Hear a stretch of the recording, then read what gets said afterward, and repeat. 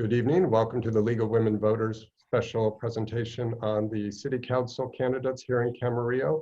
I'm David Marin, a member of the League of Women Voters. I'll be the moderator. We are delighted to have the Camarillo Chamber of Commerce join us tonight as a co-sponsor. We're grateful for their support. Tonight, the way this program will work is we'll hear a nice little welcome from our League President, Betsy Patterson. After that, we'll have opening statements from each candidate, followed by responses to some of the questions that many of you submitted on the registration website, and then we'll have closing statements. The candidates and you should be able to see a timer on part of the screen. Each candidate will have 1.5 minutes. With that, I'd like to introduce the President of the League of Women Voters of Ventura County, Betsy Patterson. Good evening. I'm Betsy Patterson, the current President of the League of Women Voters of Ventura County. 100 years ago, the 19th Amendment was ratified, giving women across the nation the right to vote. We hold the right to vote precious, since not all people were given that right in the original Constitution. And for 100 years, the League of Women Voters has been dedicated to encouraging civic engagement and informing voters about candidates and issues. From its beginning, and continuing today, it has been a nonpartisan political organization which does not support or oppose any candidate or political party. Each of us has a voice in our government if we use our vote. To be informed voters, we must ask questions of the candidates and understand the pros and cons for each ballot proposition before we cast our vote. Thank you for joining us tonight, and we hope you have many questions answered by the candidates. Thank you very much, Betsy. At this point, we're going to go ahead and start with our opening statements. We randomly drew numbers earlier, and Carlton Huss will be our first speaker. At the end of the evening, we'll reverse the order, and Carlton will be the last one. With that, Carlton, you have 1.5 minutes. Please begin when you're ready. Thank you, David. So yes, my name is Carlton Huss, and I will be running for City Council member for the 3rd District in Camarillo. This is my home neighborhood and has been for 13 years. My wife actually grew up in this neighborhood. She currently teaches in the neighborhood as well, and I have made my business in Old Town Camarillo. And we feel specifically connected to this town, and after seeing some changes around here, we decided it's really time to get involved.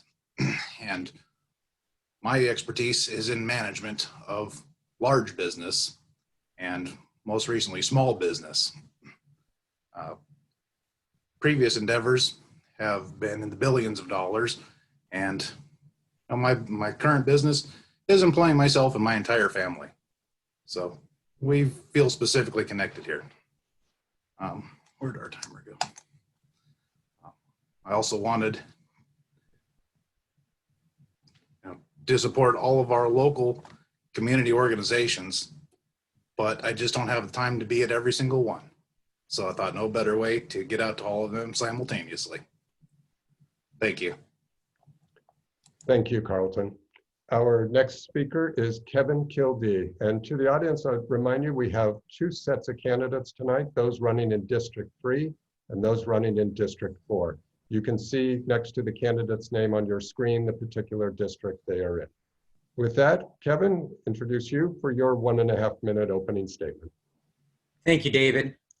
I'm Kevin Kildee. I'm running for a council member for the 3rd District because I care and am passionate about the city of Camarillo. I am the owner and operator of a family-owned business in Camarillo for over 60 years. My father, Bob Kildee, started a clothing store on Glen Drive in 1954. We are the longest standing member of the Camarillo Chamber of Commerce. I'm married to Janet. I have 2 daughters, Miranda and Madeline. I have lived and worked here my whole life and have a vested interest in our city's future. I have a cross-section of support and am humbled to have the endorsement of both the Ventura County Deputy Sheriff's Association and the Ventura County Professional Firefighters Association. During my tenure as council member and past mayor, we have expanded and attracted new businesses. We've worked towards implementing a new business plan.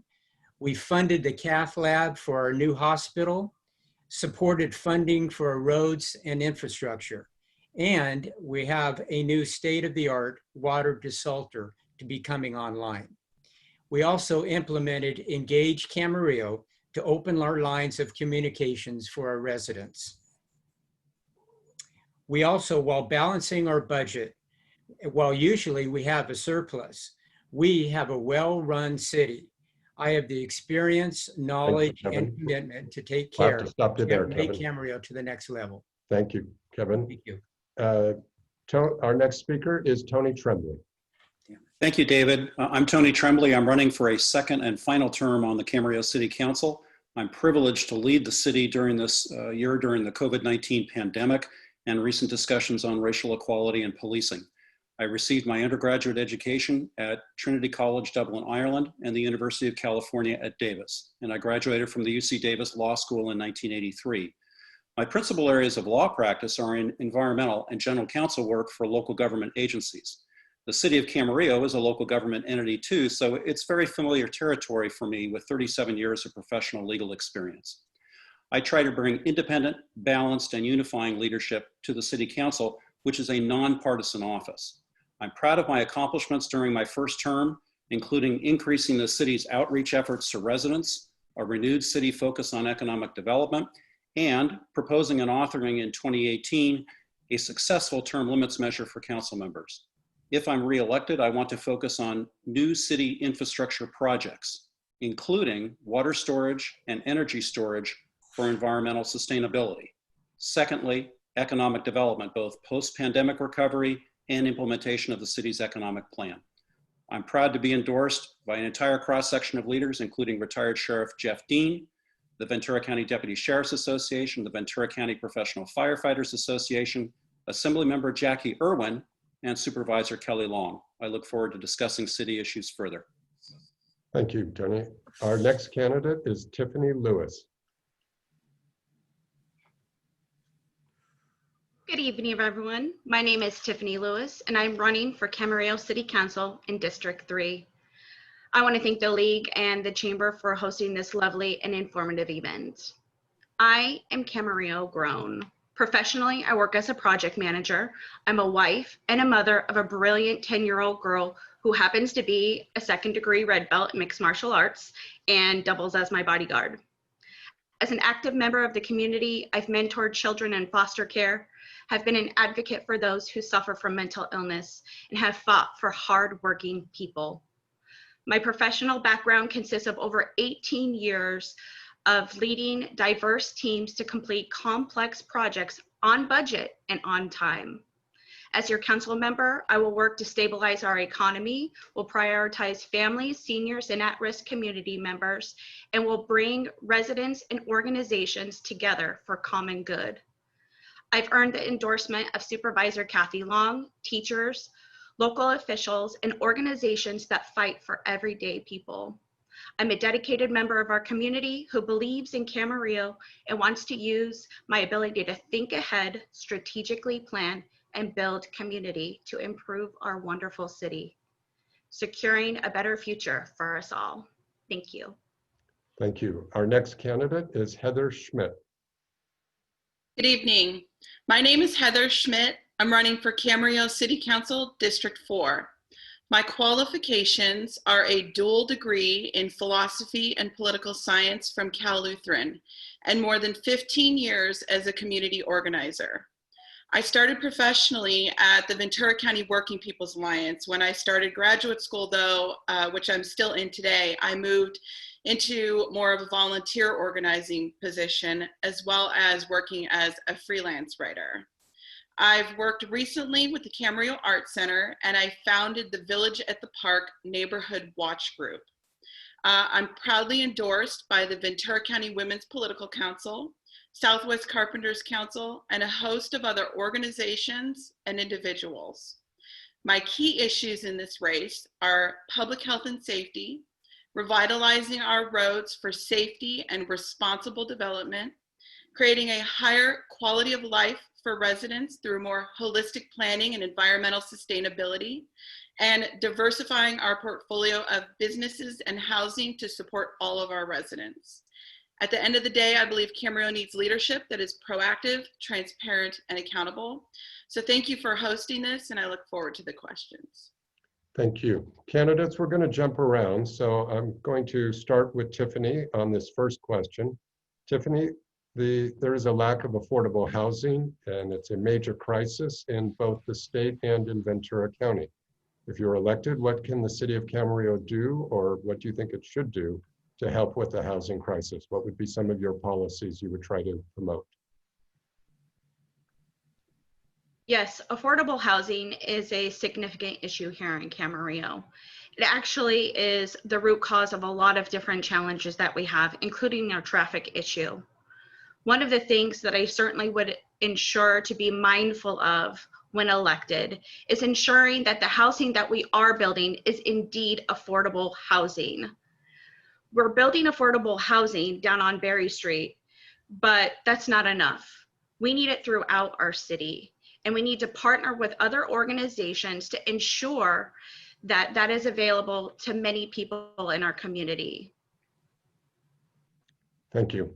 Carlton, same question to you. If you're elected, what are some of the policies you would promote to deal with the affordable housing crisis? Well, we have a pretty good basis going on with existing projects and redevelopment, specifically in the Berry Street area and in downtown near Ventura Boulevard. But as Tiffany mentioned, traffic can be an issue. So we do want to ensure that those projects are partnered with sufficient parking and street widening efforts that will properly handle the increased number of residents in that density.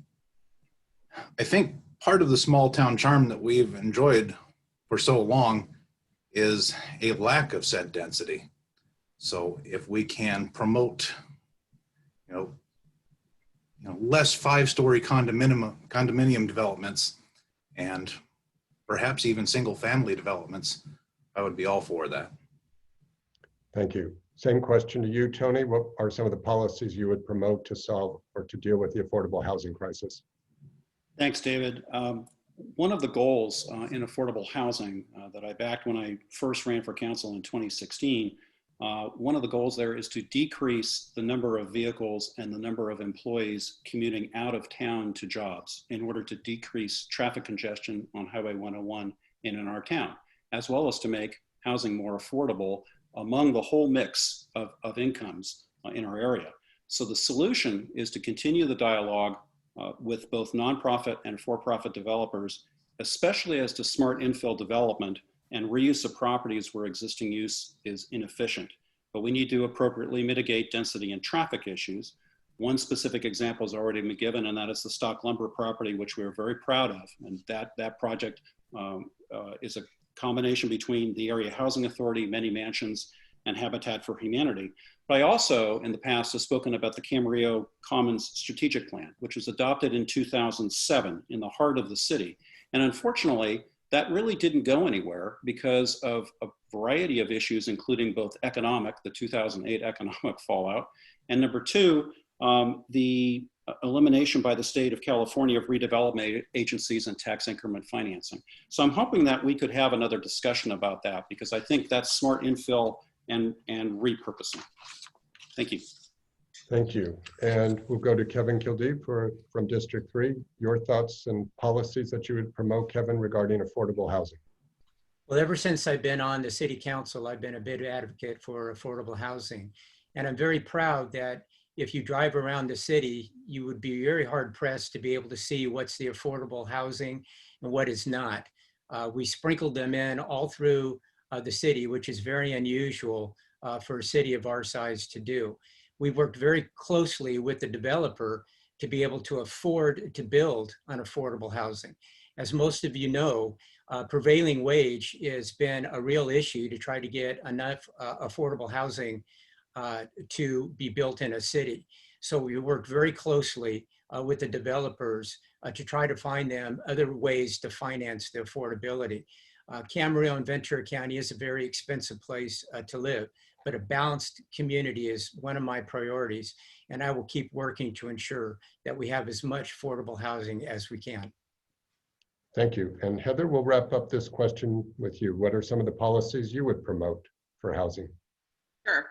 So first off, I think we're mostly all in agreement here that the bigger picture is that to keep people living here, we have to be pairing affordable housing with higher paying jobs.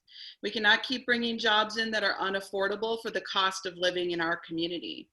The other part, I think, is that we need to start advocating for our lower income sectors of the Camarillo, as well as our senior population. I think we're at around 1/4 of Camarillo's residents now that are seniors. The idea, though, that seniors living on fixed retirement incomes and Social Security alone are able to afford some of our prices of housing is frankly untrue. So I think that before we start projects, we need to say what is affordable housing really for the different sectors of our community. We need to see what's adequate, and it needs to be close enough to job-rich areas of town, not sprawled to the edge. I also think we need to really look at what the definition is of affordable for the middle class, which makes up the majority of Camarillo. Thank you. We're going to move on to the next question. Kevin, you'll be first on this one. Kevin, will you as a city council member advocate for policies that address the global climate crisis, like those that were adopted recently by the Ventura County 2040 General Plan? And in that case, I believe it was the establishment of a client emergency council. So what are the policies that you would deal with to address the global climate crisis? Well, as we all know, that's a very big issue, and not only affects our city, but our state and our nation in general. We've tried for any new development to be water conscious. We've tried to implement electric power on rooftops there. We've tried to make our employees be able to live in the city so they don't have to commute. We've tried to include more jobs in the city so we can cut down on the traffic on the 101 freeway here. So this is an issue. Solar power is one big giant step forward, but it's also drought resistant plants. It's also protecting our important water resources here as well. So we will continue to work on this issue. It's not going to be solved very easily, but it's vitally important that we keep working towards the goal of having a clean planet. Thank you. Tony, you're next. Same question as far as what policies you would advocate in dealing with the climate, and what's your view about the general plan's establishment of a climate emergency council? Thank you, David. I think we should look at some very specific, be supportive of some very specific policies. And the city, I want to give two examples of what the city is doing right now.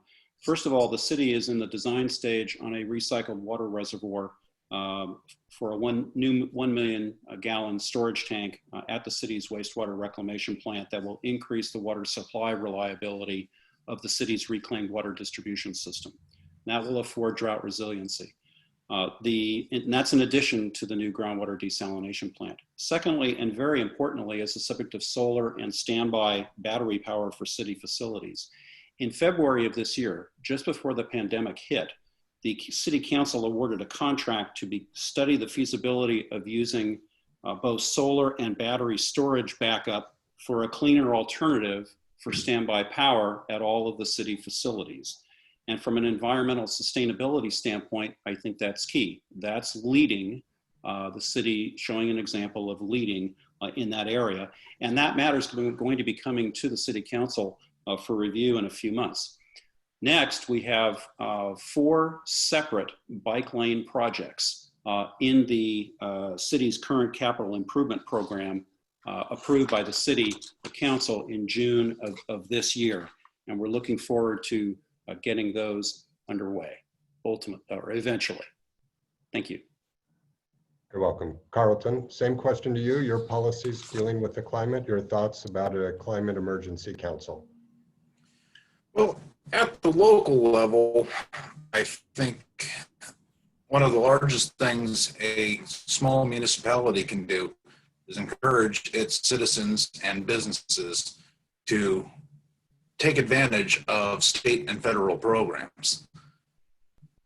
I know that there are many programs out there that I've missed out on personally. And I think with a little more guidance, we can take advantage of those monies to install those solar generation and battery storage programs, even in a small business such as my own, and distribute it over many homes and many businesses. That's probably the largest single item we could do. As far as water usage goes, that's been a perennial issue ever since we were all children. We don't have enough water. And again, we need to reach out to the businesses that are using large amounts of water and developers as they put in these new developments. That's where we can save significantly, simply in irrigation and installing all the low flow utilities that we have available to us. Thank you. Heather, same question to you. Your policies for global climate change and a climate emergency council? So I am definitely in agreement with the development of a climate emergency council. And I actually think that we should develop our own task force here in the city to address city-specific concerns as they continue to evolve. The more we develop here in Camarillo, the more heat-dense infrastructure we put in. So I think that this is going in the wrong direction and we have to find a better balance. I also think that it is time that we move on with battery charged solar, which will kickstart funding. We can kickstart funding by working with state, federal, and there are a lot of actually philanthropic grant programs that can help pay for it. Also, I think there are just little things that we can be doing. For example, our trash pickup. I know in my district, or at least my area of the district, we are in essence discouraging recycling by only picking up recycle bins every other week. To me, and a lot of the voters I'm speaking to, that is just nonsense. We have to develop responsibly and with the balance of people, infrastructure, and the environment in mind.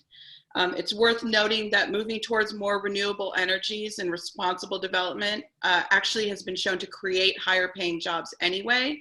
So this is a win-win for us with the climate and our economy. Thank you. And Tiffany, we'll wrap up with you. What are your policies to deal with climate? Yeah, so Camarillo is falling behind when it comes to taking care of our planet. And we're falling way behind. We need to be a leader in this avenue. A few years ago, the Clean Power Alliance came to the city of Camarillo advocating for 100% clean energy default. We said no. We chose the minimum, which is 36%. That is completely unacceptable. If we were to choose the 100% clean energy rate, people who didn't want it would only need to opt out. It's a phone call or an email. That would have allowed our lower income individuals and residents to be able to opt in at the same price. It wouldn't have cost them anything else. We need to invest in solar. That is actually twice full because we can create a municipal utility out of it and create a revenue stream for our city. Bike lanes, that's great, but where are our sidewalks in District 3? You walk along Lewis Road and there's at least 3 different areas where there are no sidewalks. People are walking in the ditches. We don't have public transportation. That's going to help our elders, it's going to help people with special needs, and it's going to help lower our carbon footprint. There is a lot that Camarillo needs to do, and our current leadership has not been showing the path. Thank you. We're going to move on to our next question. And candidates, we'll begin this round with Tony Tremblay. There's a movement in the country, Tony, to defund the police departments. Do you favor defunding the Camarillo Sheriff's Department? If so, what would you do to provide protections? And if you don't, what do you think is the proper role of the police in the Camarillo area?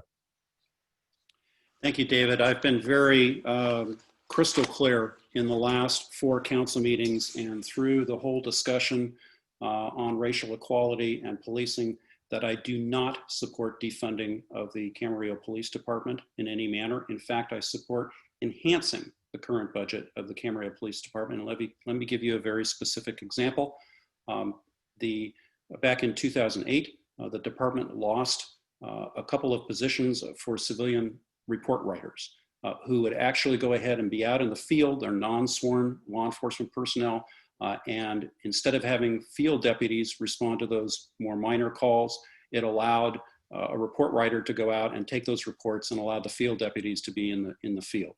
One of those positions was restored just a couple of years ago. I'd like to see a second position restored.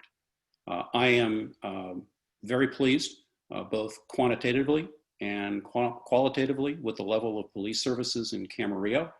I do not support taking some portion of the police department's budget and putting it somewhere else in terms of either reimagining or defunding in any way. So I'm very supportive of where our current level of police services are. And again, in fact, I would like to see them enhanced. Public safety is local government's #1 priority, and we should honor that as a city council. Thank you. Tiffany, same question to you. So there's this movement to defund the police departments around the country. Do you favor defunding the Camarillo Sheriff's Department? And if you do, how would you provide protection to the citizens and businesses? I agree that public safety is the utmost responsibility of our leadership and of each other, our individual citizens as well.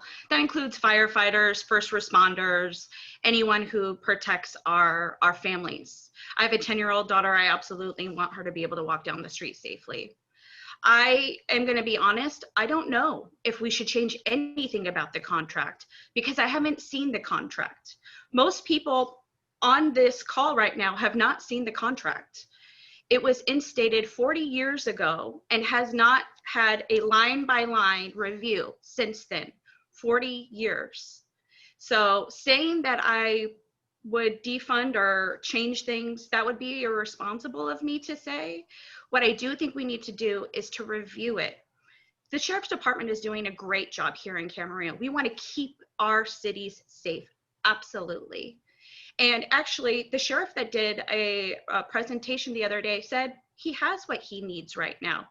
I'm going to believe him that he has what he needs. I'm going to believe him when he says that more funding does not necessarily mean safer cities. So to be responsible, I think we really need to review the contract with the subject matter experts who are going to be able to tell us if anything needs to shift. Thank you. Kevin, what is your position about defunding the police? And if you do favor defunding, how would you protect the community? I do not favor defunding the police. We have a very close working relationship with the County of Ventura that actually provides our police services to our city. Since it was incorporated in 1964, it's about 45% of our general fund budget. And we have several budget subcommittee hearings and hearings about how we fund the levels of our police. It's done very, very methodically here. We have outstanding commanders in our city. First among equal is our current commander, Eric Tennyson, who comes from a long line of great public servants here.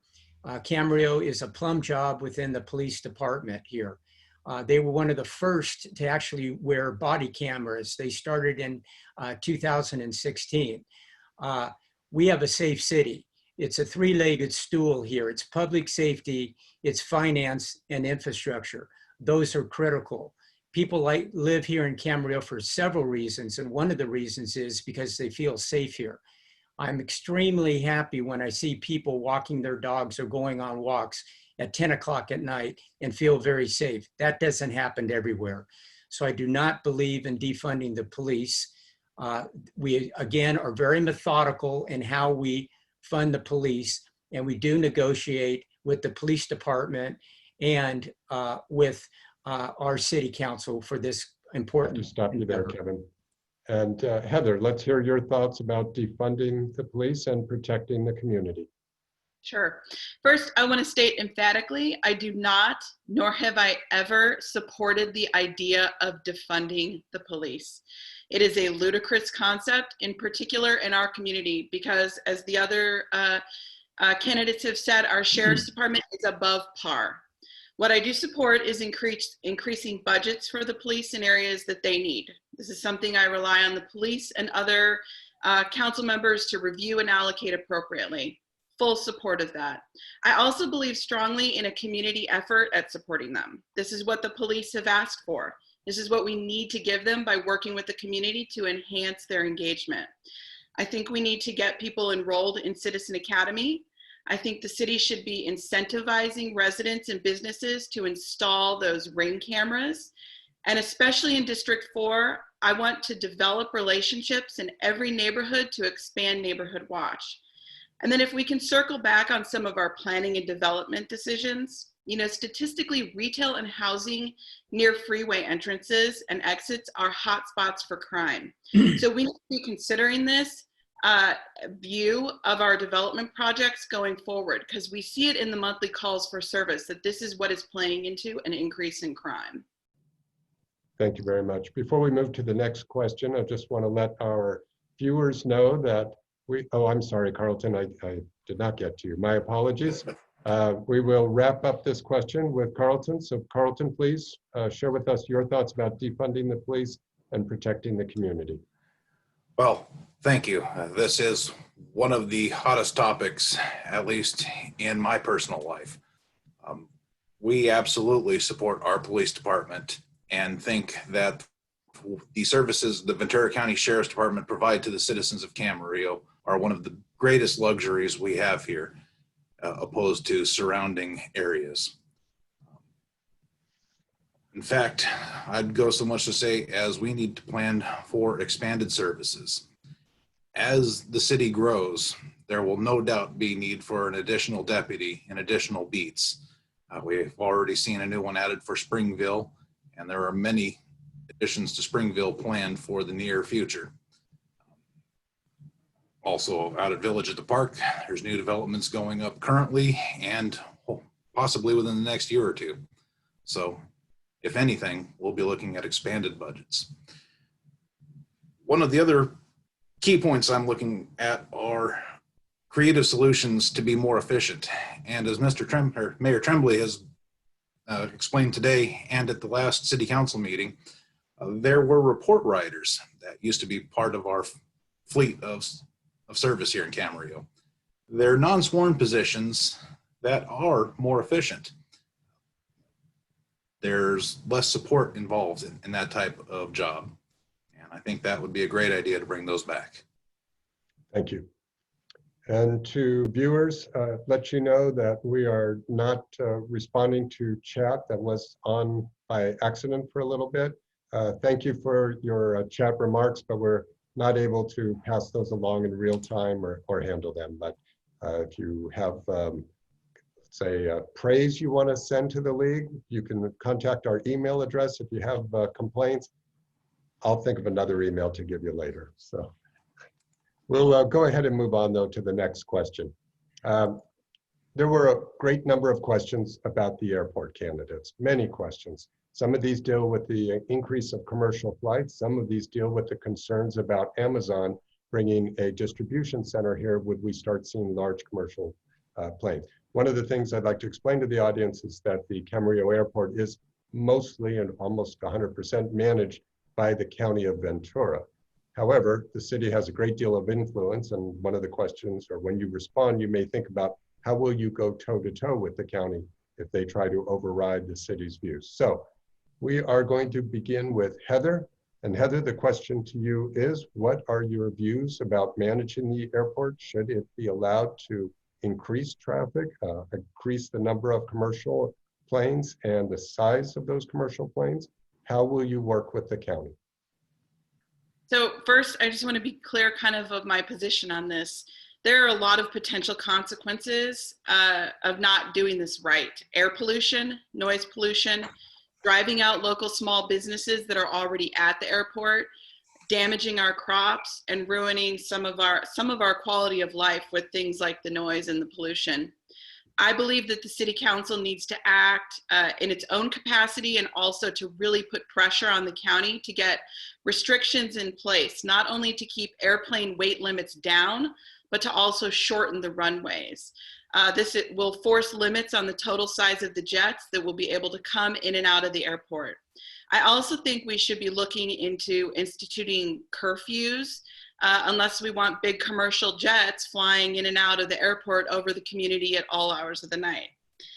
And if I can just add, I do believe that we should not be operating on good faith and intentions and relying on someone else, to mainly the airline, the developer of this project, to do the right thing. This is the way that I think that the City Council can really proactively advocate for the health, safety, and quality of life here in Camarillo. Thank you. Tony, same question to you. What are your positions about the airport as in regards to allowing larger planes and as far as other controls, and also dealing with the county? Thank you, David. I'm opposed, absolutely opposed to the use of Camarillo Airport for commercial air service. The city, through the council, has on multiple occasions clearly communicated the council's view regarding, for example, the proposed Cloud 9 project and the city's concerns about the Cloud 9 project and the mitigated negative declaration that the County Board of Supervisors adopted relative to that project. There are several facets of operations that the airport that directly impact our residents' quality of life, including noise and operating hours in particular. There is a second issue that's out there as well that we cannot forget about, and that is that the county, just before the pandemic started, the county was about ready to embark in April on a master plan process for the Camarillo Airport. And that master plan process has been put temporarily on hold because of the pandemic, but it is coming. And there should be, I'm hoping that there will be a great deal of interest among Camarillo residents in that master plan process and in participating in that master plan process, because I think we need to unequivocally communicate to the County Board of Supervisors and county staff our concerns about the quality of life issues in connection with that airport. Thank you. Thank you. Tiffany, same question to you. Your position about the airport and your positions about dealing with the county. I think we all can agree that we don't want Camarillo to become like LAX or Burbank. That's not why we live here. We're not raising our families here for that. I hope we're all on the same page when it comes to that. One of the concerns that I have about, and some of you may have read this, look it up if you haven't, the 1976 agreement that talks about the weight of planes that we're allowing. It's an agreement between the city and the county about the weight of the planes that are allowed to come in and out of the airport. Something to be mindful of is planes in 1976 weighed a lot more than they did today, that they do today. So there are a significant increased number of airplanes, of airlines that can actually still fly in, even abiding by that 1976 agreement. So that is something I think we need to be very cognizant about as a council and as a city. In regards to going toe-to-toe with the county, it's about talking with them. It's about communicating our needs. It's communicating an agreement between the county and the city, and really standing up and saying our city is not going to take this. We're not going to agree to this, and doing whatever it takes to keep our families safe. Thank you. And we will go to Kevin for your views on the airport. What will you do to deal with the number of commercial planes that are proposed, and how will you work against the county? Vehemently opposed to commercial aircraft of any kind at the Camarillo Airport. I've been here long enough to remember 1976, and it was a huge divisive battle at that time in our city, and I suspect it would be today. We have requested, and we will continue to have lines of communication and dialogue with the county. I think the solution is somewhat simple, that you just go by what the 1976 agreement states. And that's what it states. And we can do that. We can be very permissible on the type of general aviation that the Camarillo Airport has right now, but we really need to rally on this, and we need to stop commercial aviation in its tracks in any way, shape, or form at the Camarillo Airport. That was the deal back then. That should be the deal today. Thank you. And Carlton, we'll wrap up with you on this question. What's your positions about the airport, the proposal for larger planes, and also dealing with the county? Thank you. There still seems to be a significant demand for the current services that the Camarillo Airport provides. We're seeing this with the current development of the new hangars down at the East End. After speaking with the residents of the neighborhoods directly in the flight path, there is a concern. Like as everyone else has said, there are noise complaints, hours of operation, and of course, the worst case scenario, an actual air crash. A lot of people still remember when that small single engine plane went down into the self-store place right behind the outlet mall. That's still fresh in everyone's mind. The people that live there don't want a larger plane than that coming within feet of their homes. I will echo what Mr. Kildee has said. There is an agreement in place, and one that a lot of people have invested a lot of time, effort, and money into abiding by and building their business around. We can't pull the rug out from someone who has, like I said, invested money into our town. And I think while abiding by that, there's still a lot of opportunities for job growth and economic development inside of that agreement. Thank you. Kevin, we'll start with you. Candidates, try and take this a little bit higher level. Let's hear about your priorities and what you think makes you qualified and separates you from the other candidates. Kevin, I'll begin with you. If you're elected, what will be the most important issues that you'll be focused on, and what do you think separates you from your opponents?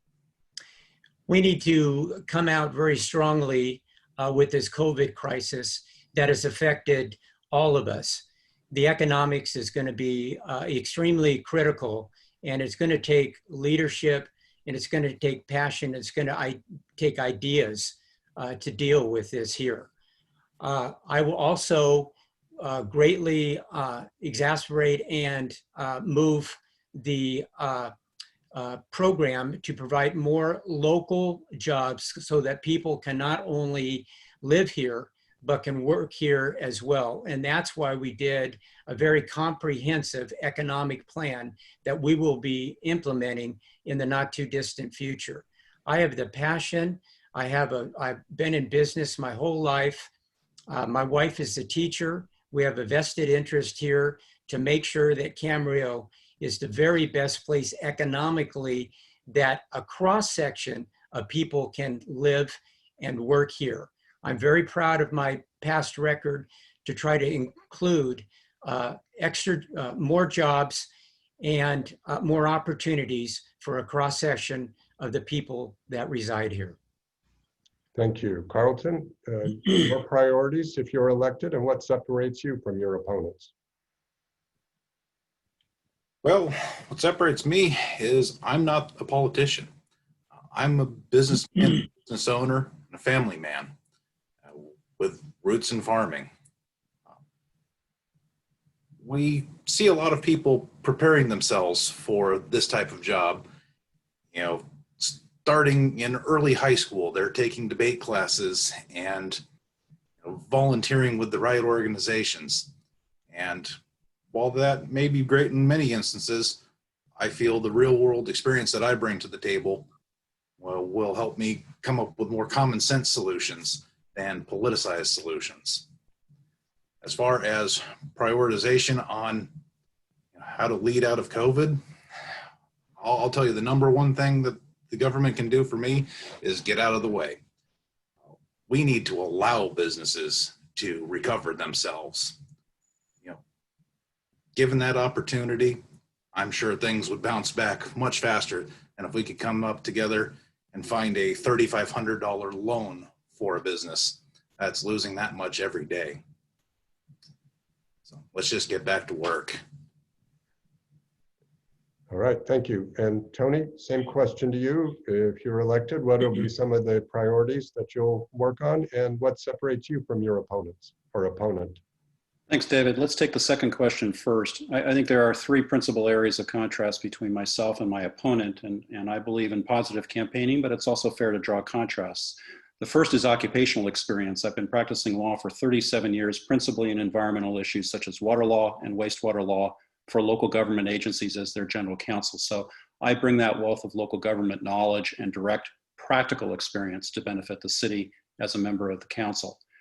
From community experience, there's also a contrast, and that is I have 35 years of leadership experience for local community nonprofit organizations benefiting directly Camarillo residents, the local St. John's Hospitals, Camarillo Hospice, Boy Scouts, the Chamber of Commerce, and Youth Sports.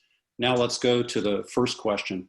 Two of the things that I specifically would work on during the second term, I've talked about infrastructure and wanting to support that infrastructure in a prior question. The second is from an economic development standpoint, it's twofold. One is coming out of this recovery from COVID-19, which is deadly serious, and doing post-pandemic economic recovery, including continued assistance to both businesses and individuals who have suffered from the pandemic. And then secondly, continued implementation of the city's economic development strategic plan, including an increase in high-wage jobs in engineering, information technology, and life sciences. Thank you. Tiffany, same question to you. What are the priorities you'll have if you are elected, and what separates you from your opponents? Sure, thank you.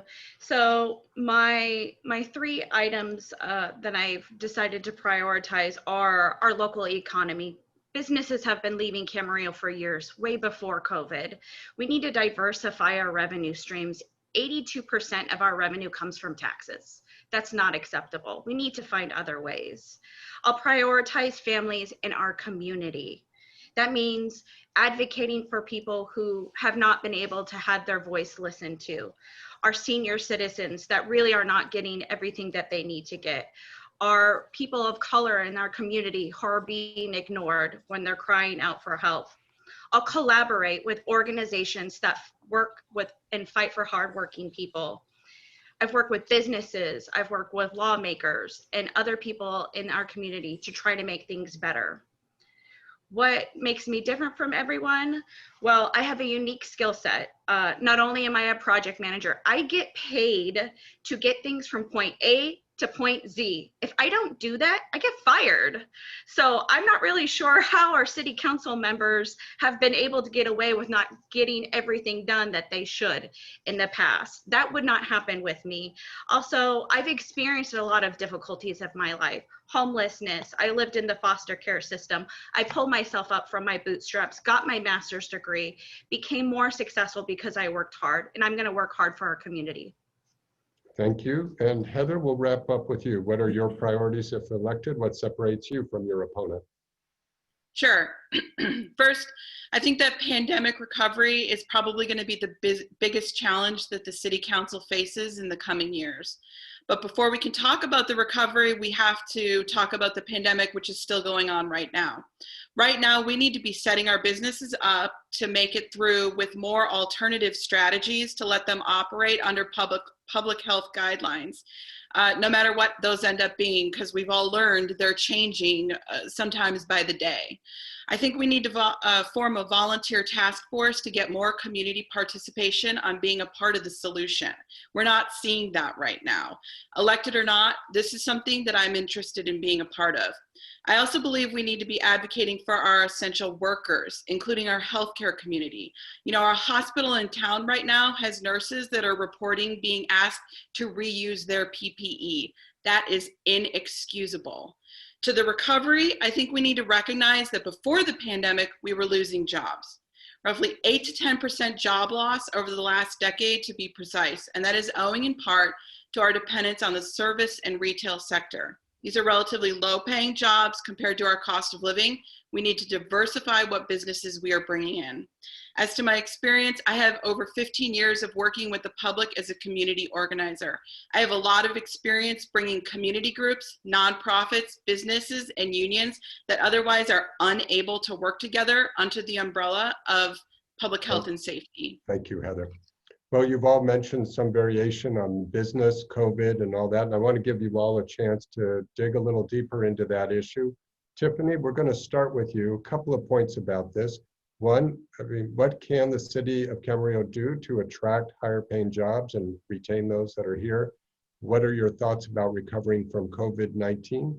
And what about fostering innovation, such as startups and those type of incubator-like programs? So your views about recovering from COVID, attracting well-paying jobs, and supporting innovation.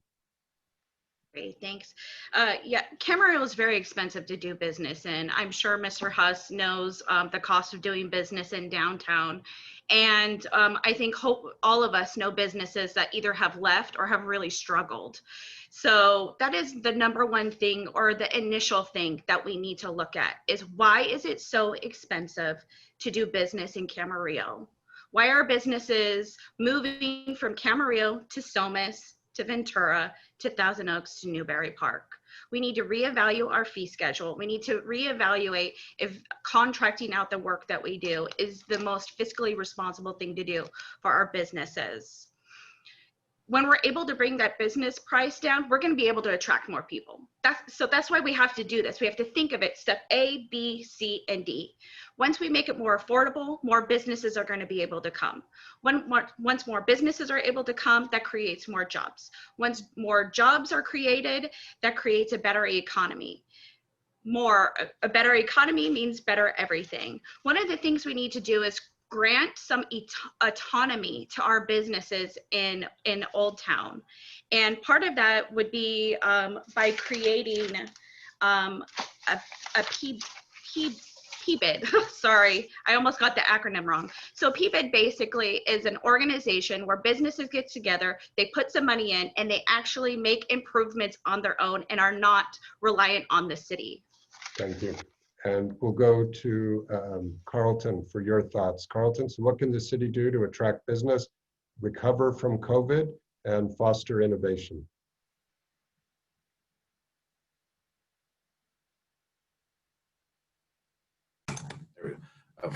Sorry, I was muted. One of the largest sectors that we see locally are small manufacturing. These jobs are vital to our community as well as most of the others that are nearby. So we need to ensure that those small employers are supported and that we can get out there and help them find qualified candidates for employment as well as bid on jobs, because most of these jobs that they're working on are small short-term things. Many of them thanks to the local naval bases and the Air Weapons Center. Where else can we go? Honestly, I've been too focused on my own business and everyone up and down my street. I see so many vacancies, so many people leaving. It's really hard when you see these stores that have been closed, especially the salons. My next door neighbor, I spoke with her yesterday. They completely vacated their business that they spent the past 20 years building. And if there were anything I could do for her or the other 15 businesses just like her, find that a solution. Okay. Thank you, Carlton. Heather, we'll go to you next. So what are your thoughts about how to bring in good paying jobs, how to help the community recover from COVID and support innovation? Sure.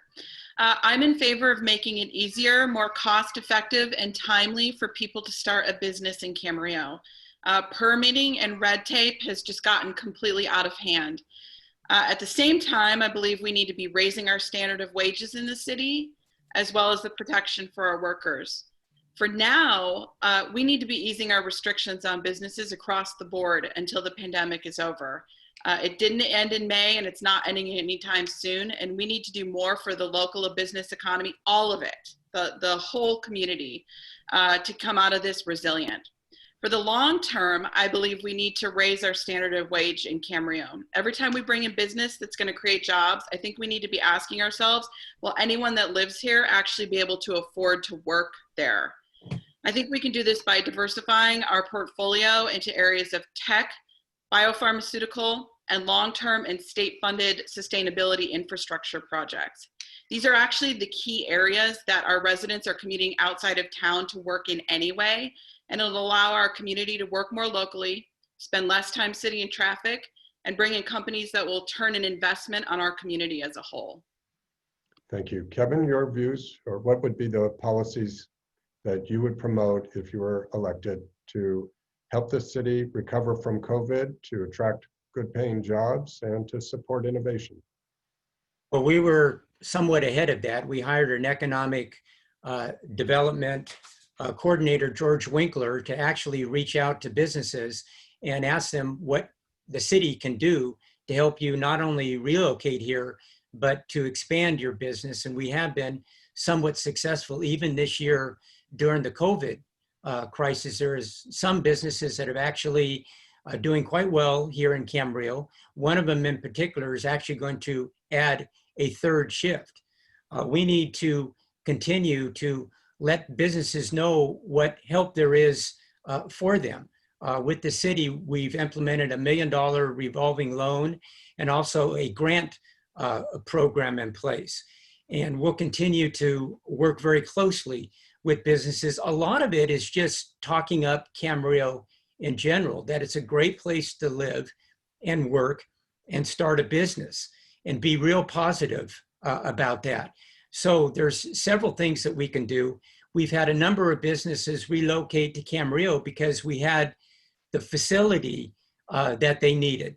A lot of them have outgrown their facilities in our neighboring cities and have come to Camarillo because we do have a business and a building that is big enough for them.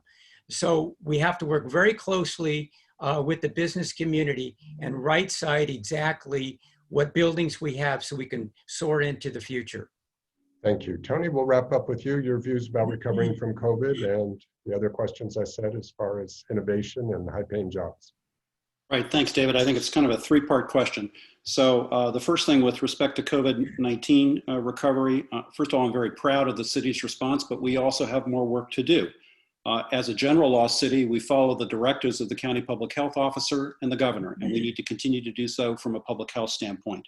The city has worked nonstop to support the county on compliance by business with COVID-19 rules, to financial assistance to businesses through what Mr. Kildee mentioned on both business loans and grants, and then financial assistance to individuals and families who have been affected by the pandemic. We also have had temporary outdoor business safety reimbursement program. We thought outside the box and assisted local restaurants and other businesses with that. Secondly, in terms of attracting well-paying jobs, we need to continue twofold. Number one, with our post-pandemic recovery, I proposed at the last meeting that the city staff look at potentially using resources to provide additional facilitation for businesses to obtain SBA small business funding. So again, it's thinking outside the box. And most importantly, we need to continue to aggressively implement our economic development strategic plan. And that calls for targeting very specific business sectors in the life science area, advanced manufacturing, engineering, to attract the high quality jobs that we need and the high paying jobs that we need and the opportunities that we need here in Camarillo. Thank you. Kevin, we're going to start the next question with you to the audience. Just a reminder, we have two separate districts tonight. We have Carlton Huss, Kevin Kildee, and Tiffany Lewis for District 3. And we have Tony Tremblay and Heather Schmidt in District 4. So Kevin, we'll start with you on this next question. It's a couple of questions that I'm combining. This is really the second time that we've even had district elections. This will be about the process of the city has now moved to district elections. In this particular election, only 2 districts, so about 60% of the city isn't even involved in a vote. There's 2 concerns that come up with districts: is how do candidate or city council members do they still represent the entire city? Or if someone contacts them, do they say, well, you're in a different district, talk to your council member? So what are some of the ideas you have to keep a whole city viewpoint when you're considering issues? And do you think that maybe it would be better if the city went to a full-time mayor, not full-time, excuse me, but a mayor elected at large? So we would have 4 districts and 1 mayor for the entire city. So at least everyone would be voting at one time. So that was a long-winded question. So it's 2 things, Kevin. Do you believe that maybe the city should have an elected at-large mayor? And what are some of the things you can do to still have the whole city viewpoint, even though you technically even though you were elected from a single district? My feeling is that the best way with my years of service on the city council to the constituents is not to elect a mayor. And I'll tell you why. I think it's very important that every council member gets to have an opportunity to be mayor. It's like nothing else that you can imagine. It opens doors for you. It allows you to meet people that you would never meet. It actually improves and enhances your ability to be an effective council member. And I think not the least of which, it keeps the politics out of the city here. I think it's a much cleaner deal to have the revolving mayorship like we have at this particular point. The second question is, it's very important to remember that even though that we're going to districts, as a council member, you still have to vote on issues citywide here. Very, very critical. We still represent every constituent and person that lives in Camarillo, even if they can't vote for you. It's very, very critical to have a citywide eye on issues here and to be as educated as you can so you can make the right decision when it's presented to you. Thank you. Tony, you're up next. What's your position about having a mayor elected at large with 4 districts? And what are some of the things you do to keep a whole city viewpoint? Yeah, thank you, David. I'm not in favor of having an at-large elected mayor. I think potentially that increases the factionalization or potentially factionalizes the council and makes things more difficult. I think I'm privileged to represent the entire city at large, and that's how I was elected in my first term in 2016. This time around, we now are in districts, which frankly I'm skeptical about, but we just happen to be elected by district. From a solution standpoint, what's important is that because there is a potential for factionalization on the council, let's just take an example. Let's say one council member says, hey, the pavement in my area of the city isn't being redone as often as the pavement in your side. In other words, the pavement management is not as robust. And the county has had to deal with that. And one thing that we have done as a council back last fall prior to the pandemic is look at a series of norms and guidelines to adopt so that we would decrease that potential for factionalization. Districts are a whole new thing, and it's very important for people to realize. People now do not have the right to vote for 5 council members every 4 years in 2 elections. Instead, you get to vote for 1 council member every 4 years, and that's a significant effect on voting rights. So we have to do everything that we can to prevent any kind of factionalization. Council members represent the entire city. They're elected by district. Tony. Thank you. Carlton, let's hear your thoughts about going to a mayor elected at large. And what do you think about or what are the best ways you would have to keep the whole city view? Well, I too oppose a mayor at large. And as Mayor Tremblay was just stating, I would expect it to cause factionalization. This is a nonpartisan position, and we've seen positions like that bring partisan politics into places they shouldn't be. The city of Camarillo is more of a small mixing pot where we do have different areas that have different needs. While we're all talking about keeping a citywide view. What's best for the city is best for all residents. I do feel that this district-based election is an opportunity to take the needs of the smaller neighborhoods in mind. You know, this is a representative position, and we should be representing the people that elect us first, but the city on an equal footing. So, Okay, I think I'll be listening to my neighborhood, you know, just as much as everyone else, but perhaps with a keener ear. thank you. Heather, let's hear your thoughts about electing a mayor at large, and what do you do even though you are elected by a single district to still hear and represent the city, the whole city in your decisions? Yeah, so I guess I'm the outlier here. First off, by not having an at-large elected mayor, we are disenfranchising 40 to 60% of the voters every election cycle. So I actually do believe that the mayor should be elected. And I've spoken to over 2,000 voters at this point. Every single one of them that I have spoken to agrees.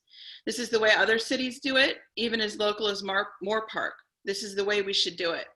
If it is not going to be an elected position, we should be changing even the title to council chair. And here's why. We have all seen in the paper, and this is what everybody's asking about when I'm calling them. Our community has been subject to scandal after scandal involving taxpayer money in recent years. The Fiesta, the district voting lawsuit, the Camarillo Ranch Foundation, this almost $9,000 state of the city address. You have to start looking at some more oversight of government spending and having someone with a higher level of responsibility to take personal accountability. And to the question about districts to the whole city, I actually think that this is the way to do that, to keep the districts accountable to the entire city. It would create more general oversight. We need someone who will answer the questions when things go wrong and be a leader in a time of crisis, and someone who will take responsibility when taxpayer money is involved. Thank you. Tiffany, we'll wrap up this question with you, your view about how you represent the whole city view and also electing a mayor at large. Yeah, so I think having districting is a fantastic thing. And here's why. I do think it's quite interesting, the language that some of us are using, saying that it's factionalization of our city council. Well, we're not here to represent the city council. We're here to represent the people. So that language to me doesn't really make a whole lot of sense. What I can tell you is that when I do talk to people who live in District 3, there are a lot of disenfranchised voters here. There are a lot of people here who are like, why don't we have sidewalks? Why don't we get speed bumps? Why are the police not coming and answering our calls? There's a lot of things in District 3 that have gone ignored because a lot of our at-large city council members don't come down here in this area of town, and they're not familiar with the challenges that we're having. So having a specific representation on the city council, looking out for those districts, is a good thing. You know, I'm going to be honest, originally I thought, yeah, we probably don't need an at-large mayor or an elected mayor, but I like what Heather said. I want to look more into that. I think those are really good points, and that's something that we should look into, because yeah, Moore Park does do it. So that's something we definitely should look into. Okay, thank you. We're going to start this next question. Heather, you'll be up first. I'd like to get your views on two things. What is the way that you would address the Black Lives Matter movement in particular? And also just share your thoughts about inequalities within the system and within the country, and what you think the city's position should be and what you would advocate for. So I'm glad you asked this, because this is the first question everybody asks when I call.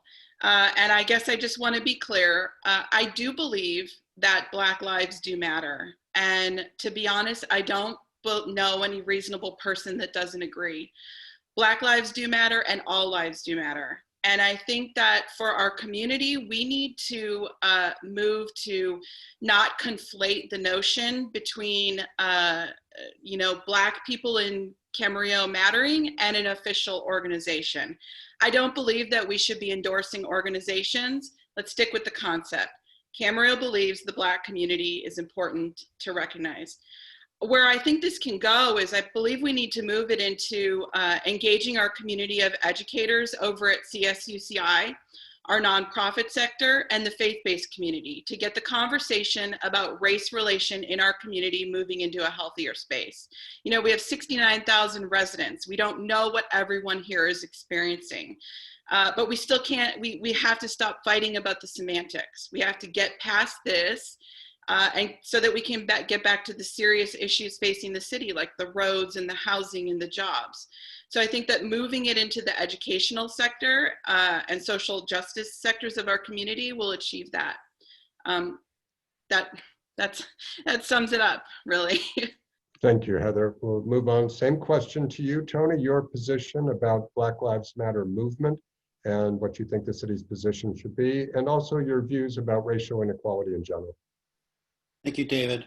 So my opponent supported the original resolution that the council rejected, and she criticized me by offering, because I offered an alternative resolution without those three specific words, Black Lives Matter. She neglected to mention my statement that I provided in that meeting and in prior meetings, which is that there is a difference between that slogan versus endorsement of a movement which advocates for, among other things, defunding the police. So I think my opponent's approach, especially with her insistence that that specific phrasing be used, with its clear inference of defunding the police, was divisive. So what I did is I wrote a separate resolution, an alternative resolution, which was adopted on a 4-to-1 vote by the council. And the resolution doesn't say all lives matter. It doesn't say Black Lives Matter. What it does convey is a very strong anti-racism message. And if people will read the recitals, particularly the 2nd through 5th recitals in the resolution adopted by the council, they will know that. I offered it as an alternative to the council in an attempt to reach consensus on an extremely sensitive and divisive issue. I think we all need to continue to speak with one another. I know, and to engage in community dialogue. We've done that on the city council with last week's session on policing. I know that I'm continuing to do that with faith-based groups, and we need to continue to talk to one another. Thank you. Tiffany, your position on Black Lives Matter movement, what the city's position should be, and your views on racial inequality and what can be done. Black Lives Matter, and there is racial inequality here in Camarillo.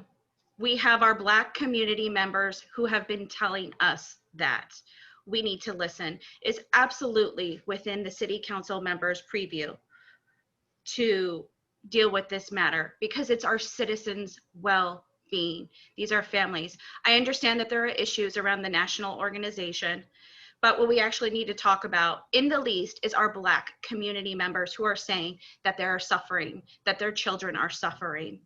If this was veterans in our community, we wouldn't say, well, such and such veterans organization is bad, so we can't endorse this. We wouldn't do something like that. People would be up in arms, and rightly so. So we should not do that in regards to our Black community members saying that they're suffering.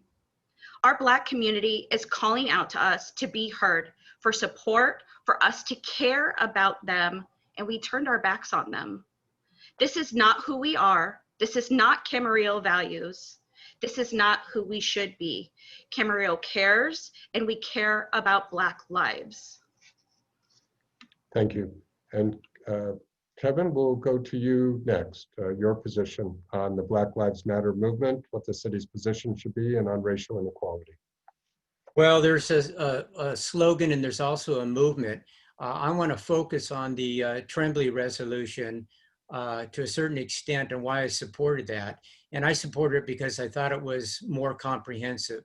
There's no place in our city for any kind of racial inequality. Everybody that lives in Camarillo should be treated equally here. We've worked very hard through the years to have that happen. If there are communities that feel disenfranchised, and I readily agree that they are, we as council members and a city will take care and start a dialogue and try to alleviate any kind of concerns with that. There's also inequality in our county and in our nation and our, to a certain extent in our city too, about, you know, women and doing the same amount of work as a man and not getting paid an equal wage for that. And that is absolutely wrong. And nobody should ever support that. We'll work very hard. And one of the best things about the Tremblay resolution is that anything that we find out about it, that is wrong and not to be happening, we will deal with that very swiftly and make sure to the best of our ability for that not to happen. Everybody should have same and equal opportunities. Thank you. Carlton, we'll wrap up with you on this important question. What's your position on the Black Lives Matter movement and racial inequality? Well, we don't have as many of the problems that we're seeing elsewhere. And I attribute that to the fact that most of us are beyond, you know, racial, you know, segregation and racism in general. When this all first started coming to town, everyone I knew was really puzzled as to why. And you know, this is a mixed group. People that I see every day are of all races, nationalities, and creeds. A very large percentage of immigrants that I work with on a daily basis. So we do appreciate the idea of a strong anti-racism resolution being adopted by the city, but the specific endorsement of Black Lives Matter is not something that Camarillo needs. It is highly politicized. It is, you know, partisan politics in a nutshell. So I did appreciate the alternate resolution, you know, being proposed and adopted. Thank you. Well, candidates, unfortunately, our time has come up, and to the audience, I apologize we were not able to get more questions in. There were many good ones, and I wish we always have more time. It just doesn't work out that way. So at this point, we're going to go to our closing statements. And then after that, I have a short presentation for everyone. So with the closing statements, we'll do it in the reverse order. Candidates, 1.5 minutes. And we will begin with Carlton Huss. When you're ready, Carlton, you have 1 minute. Oh, yes, I'm correct. You're going to be, no, I did that backwards. No, I'm last. I was going to apologize, but I mean, I am apologizing. But my first one tonight doing virtually. So we are going to start with Heather Schmidt, District 4. Heather, you'll have 1.5 minutes. And when you're ready, Heather, please begin with your closing statement. Sure, I'll be quick. I wanted to start off actually by thanking the League of Women Voters and the Camarillo Chamber of Commerce for hosting this. I think you've touched on a lot of crucial issues affecting our community in this unusual Zoom environment. I would like to reiterate my key issues in this race. First, public health and safety, and that includes the full and expanded support of our police department. Revitalizing our roads for safety and responsible development, creating a higher quality of life for residents through more holistic planning and environmental sustainability, and diversifying our portfolio of business and housing to support all of our residents. I also just wanted to close off by saying, if I could just plug my website, schmidtforcamarillo.com, because like you said, there are a lot of things that we didn't touch on that are important to me, including senior issues. District 4 has Leisure Village and a huge senior population. So I think those are really important things to touch on. With that, I would just thank you again and hope you will consider voting for me on November 3rd. Thank you, Heather. Our next candidate is Tiffany Lewis from District 3. Hi, everyone. I will plug my website before I begin. It's lewisforcamarillo.com. I'm not a politician. I'm a regular resident just like you, a resident who's been concerned with our legacy council members' inability to get our projects from point A to point Z in a transparent and timely manner. We have spent too many of these forums covering the same topics because they still haven't been resolved. Camarillo needs change. Voting for more of the same is not going to give us the change that we need. We need leadership that knows how to get the job done. Leadership who's been out in the community working for everyday people, fighting for our families. Leaders who are willing to listen to the issues of our citizens and not dismiss them and say it's not their job. My unique background managing diverse teams, multi-million-dollar projects, and my years of devotion to our community makes me well qualified for this position. And I know that if we work together and we fight together, we'll fight for our community and we'll win. Thank you for your consideration. Thank you. Our next candidate is Tony Tremblay from District 4. Thank you, David. To repeat what I said in my opening statement, I'm running for a second and final term on the City Council. I don't intend to run for higher office. As far as I'm concerned, this is public service, plain and simple. I think it's a fair statement that there is a distinct contrast between myself and my opponent, particularly in terms of professional experience, community experience, and policy issues. With respect to what I hope to accomplish if I'm fortunate enough to be re-elected, I have the top 3 goals are to enhance the city's quality of life through new projects, and specifically forward-looking, environmentally beneficial and environmentally sustainable projects, which we spoke about earlier in terms of recycled water storage and energy storage. Secondly, economic development, getting us going through the post-pandemic recovery phase, which is critical, and also implementation of our economic development strategic plan. Thirdly, affordable housing. So we've talked about all those issues, and again, to reiterate, those are the things that I would work on in a second term if I'm lucky enough to receive one. From a public safety standpoint, I'm very happy to have been endorsed by both the Deputy Sheriff's Association and the Professional Firefighters Association, who know my authentic commitment to public safety, by Assemblymember Jackie Irwin, by retired Sheriff Jeff Dean, and by Supervisor Kelly Long, a very broad cross-section. Thank you. Thank you. Our next candidate is Kevin Kildee from District 3.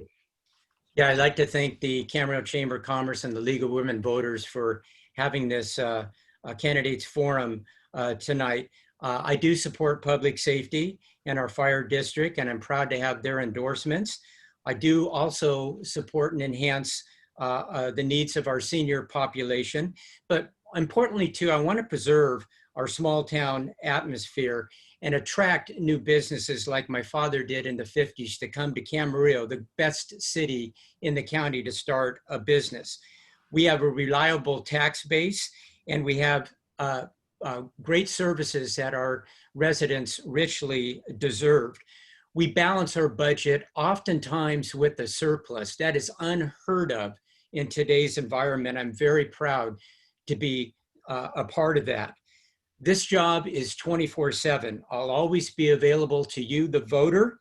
I have the experience, knowledge, energy, and the commitment to take Camarillo to the next level. I am extremely excited about being a participant in this race. Camarillo is a shining star in the county. Its best days are ahead of us.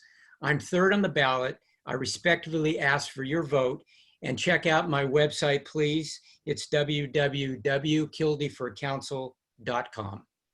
Thank you. And our next candidate is Carlton Huss from District 3.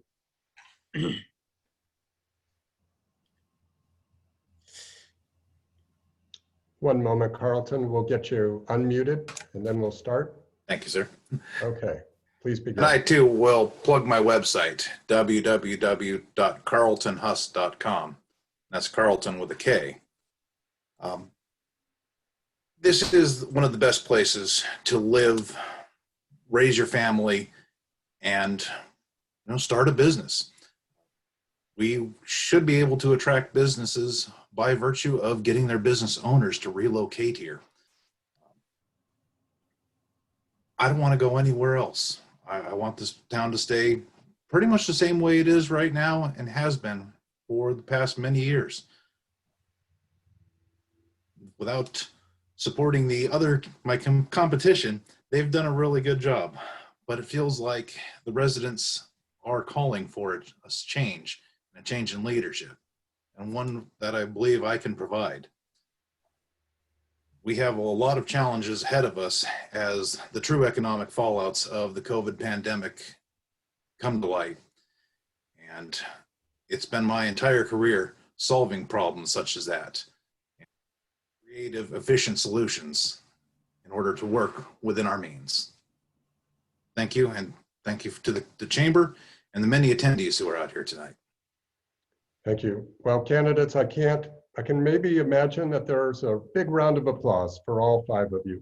So thank you for running, and we have a special presentation from the League, so don't anybody go anywhere. But I do want to take a moment to thank the Chamber of Commerce for being our co-sponsor.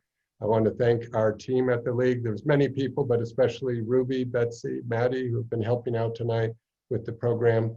This will be available as a video on the same website where you registered, lwvventuracounty.org. Click on candidate forums, and within a couple of days, we will change that register button to be a video button, and anyone can watch this. We do want to hear your feedback, good or bad. Please email the League at info@lwvventuracounty.org. As I mentioned, this is our first forum, and we're going to try something here to give everybody some information. Candidates, please stay put. I'm going to try to share my screen, and we'll see what happens here. Stand by, everybody.